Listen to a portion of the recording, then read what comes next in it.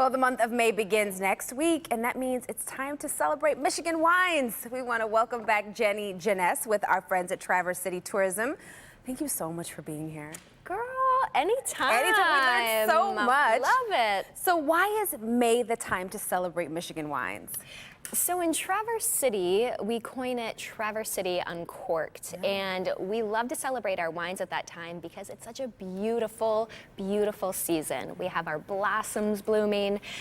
When April rains come around, we're pretty okay with it because it's not in vain, right? April showers bring May flowers. So it's a great time to see some of the best sights in the region while also sipping what the land produces. So May, great weather, great sights, and great vino. Right. All right. So how can people get the best experience during this month-long celebration? Yeah. So the Traverse City Uncorked experience is a great combination of not only your wines and your lodging, but you're also getting a great price point for that.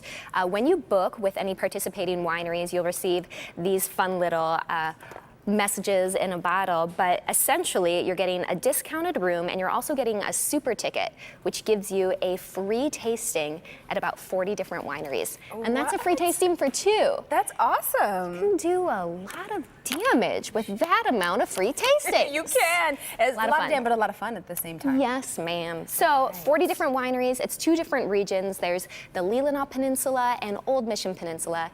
Together, it's called the Traverse Wine Coast. And so a lot of different styles at the wineries, not only of the wines themselves, but also the atmosphere. Some of them are a little bit more romantic, others a little bit more modern and sleek. So depending on what you're looking for, you've got something for everyone.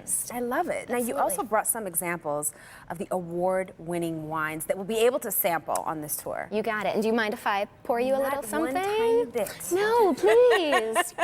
And so we joke at Traverse City Tourism because there's a lot of different statistics to keep track of. And so we just kind of stop keeping track of how many wineries are popping up these days and really what awards they're taking home. But what I'm pouring for you, this is 45 North.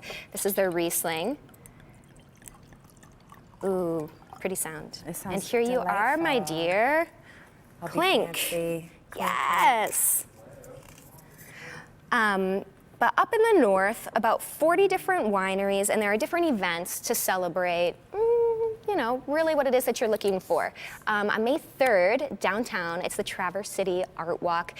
Down on Front Street, we have about 150 vendors, restaurants, galleries.